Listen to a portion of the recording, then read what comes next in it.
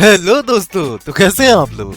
यार देखो क्या है ना कि काफी दिनों से मुझे ऐसा महसूस हो रहा था कि आप मुझे गाली दे रहे होंगे, क्योंकि लगभग 4 दिन हो गए और मैंने कोई भी वीडियो अपलोड नहीं किया। तो एक और वीडियो के साथ मैं आपके सामने फिर से मौजूद हूँ। तो आज की वीडियो में हम लोग बात करने जा रहे हैं इंडिया के कुछ ऐसे फैक्ट्स जो कि हम में से बहुत सारे लोगों को नहीं पता। तो बरखुरदार, अगर आप नए हो और हमारे वीडियो को पहली बार देख रहे हो तो ये जो सब्सक्राइब बटन है, हाँ, इसको क्लिक करके हमारे चैनल को सब्सक्राइब कर लो। और अगर ये वीडियो आपको कहीं पर भी खुश कर पाई तो उसी वक्त इसे लाइक कर लेना और अपने सोशल मीडिया यानी कि फेसबुक या अदर प्लेटफॉर्म में इसको शेयर जरूर कर लेना। तो चलिए वीडियो को शुरू करते हैं। पॉइंट नंबर 1, दुनिया का सबसे बड़ा पोस्टल नेटवर्क। पता नहीं आप ये बात जानते हो कि नहीं जानते हो, मुझे नहीं पता, लेकिन इंडिया में दुनिया का सबसे बड़ा पोस्टल नेटवर्क है और भारत में तकरीबन 1,55,015 पोस्ट ऑफिस हैं, जो कि भारत को दुनिया का सबसे बड़ा पोस्टल नेटवर्क बनाता है। और इतना ही नहीं मेरे दोस्तों, भारत का अपना खुद एक पानी में तैरता हुआ पोस्ट ऑफिस भी है, जिसका इनॉग्रेशन यानी कि उद्घाटन अगस्त 2011 में हुआ और वो श्रीनगर के डल लेक में स्थित है। तो सच बताना, ये बात क्या आपको पता था? नहीं ना। और एक आंकड़ा के हिसाब से हर एक पोस्ट ऑफिस जो है वो तकरीबन 7,175 लोगों की सेवा करता है। तो है ना ये बड़ी बात। पॉइंट नंबर 2, कुंभ का मेला। अब हमारे हिंदुस्तान में शायद ही कोई ऐसा बंदा होगा जिसको कुंभ के मेले के बारे में नहीं पता।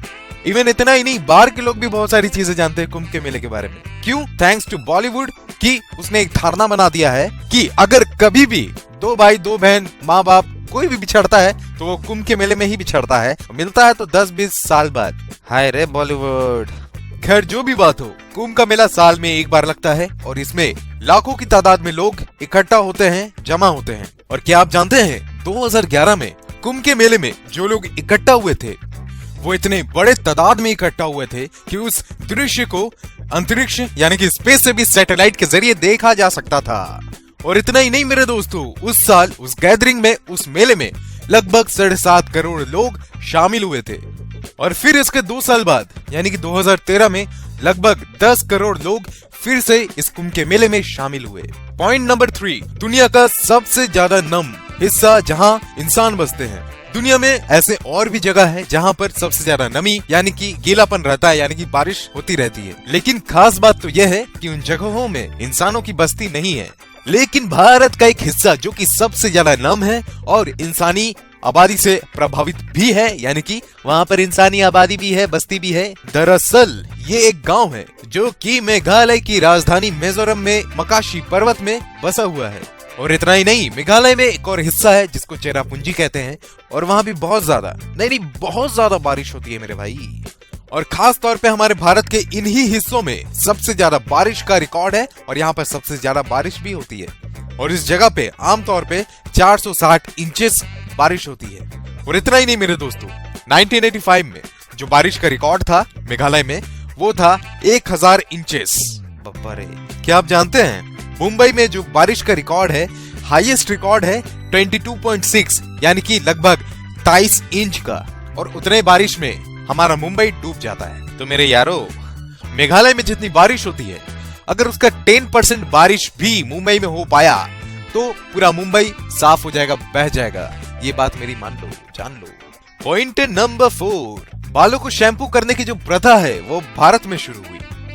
तो जी अगली बार से जब भी आप अपने बालों को शैम्पू करो तो गर्व महसूस करना कि आप एक स्वदेशी काम कर रहे हो, समझे। हालांकि अभी की तरह पहले भारत में लिक्विड शैम्पू इस्तेमाल नहीं होता था, केमिकल शैम्पू इस्तेमाल नहीं होता था। वो लोग, हमारे पूर्वज, हर्ब्स यानी कि जड़ी बूटी का इस्तेमाल करते थे। और इतना ही नहीं मेरे दोस्तों, ये भी बात आपको पता नहीं होगी कि ये जो वर्ड है शैम्पू, ये दरअसल संस्कृत का एक अल्फाज है, एक शब्द है, एक वर्ड है जो चंपू से आया है। और चंपू का मतलब होता है टू गिव मसाज, यानी कि किसी को मसाज देना। तो भैया अगली बार शैम्पू करने वक्त अपने बालों को अच्छे से मसाज करना और धो लेना। Point number 5, doctor Rajendra Prasad. अब इनको कौन नहीं जानता होगा भाई। ये हमारे भारत के, हमारे हिंदुस्तान के पहले प्रेसिडेंट थे। लेकिन फिर भी बहुत सारी ऐसी चीजें हैं इन सारी बातों के अलावा जो हम नहीं जानते। जैसे जब ये प्रेसिडेंट बने जब ये हमारे देश के राष्ट्रपति बने तो इनको जो तनख्वाह मिलती थी, इनको जो सैलरी मिलती थी, वो उसमें से सिर्फ 50% लेते थे, यानी कि 50% ही लेते थे और कहते थे मुझे इससे ज्यादा सैलरी की जरूरत नहीं है। और इन्होंने लगभग भारत को 12 साल सर्विस दिया, इन्होंने 12 साल सर्विस किया और केवल उन 12 सालों में इन्होंने 25% ही अपनी सैलरी ली। तो दोस्तों, अगर अभी की बात करें तो आपको भी पता है कि हमारे देश का हालत क्या है और यहाँ पर कैसे कैसे नेता भरे हुए हैं। चलिए आगे बढ़ते हैं। पॉइंट नंबर 6, दुनिया में जो पहले हीरे की खोज हुई थी वो हमारे भारत में हुई थी। जी हाँ, शायद आप ये बात नहीं जानते थे, लेकिन दुनिया में जो पहले हीरे की खोज हुई थी वो भारत में हुई थी और वो था 4th सेंचुरी BC, यानी कि तकरीबन आज से 2400 साल पहले। उस वक्त हमारा हिंदुस्तान दुनिया में सबसे ज्यादा डायमंड पैदा करता था, लेकिन हालांकि अभी ये पिछड़ करके काफी पीछे चला गया। पॉइंट नंबर 7, दुनिया में सबसे ज्यादा वेजिटेरियंस भारत में है। दुनिया में लाखों करोड़ों लोग हैं जो कि वेजिटेरियन हैं, लेकिन भारत में लगभग 30 से 35 करोड़ लोग वेजिटेरियन हैं। हालांकि कुछ का वेजिटेरियन रहना एक पर्सनल चॉइस है, लेकिन कुछ लोगों के लिए ये एक रिलीजियस बिलीव है, एक धार्मिक आस्था का विषय है और कुछ लोगों के लिए एक मजबूरी परहेज। अगला पॉइंट, त्योहार। सब कुछ जानते हैं हमारा देश इतना वर्सेटाइल है, इतना इनक्रेडिबल है कि यहाँ पर हर समुदाय के लोग रहते हैं और उससे भी ज्यादा हमारे देश में त्योहार मनाए जाते हैं। लेकिन एक त्योहार ऐसा भी है जिसका नाम है जल्लीकट्टू। अब ये जो त्योहार है आप इसके बारे में जानते ही होंगे शायद, क्योंकि ये काफी दिनों से काफी चर्चा में है। जिनको नहीं पता कि जल्लीकट्टू होता क्या है मैं उनको बता दूं।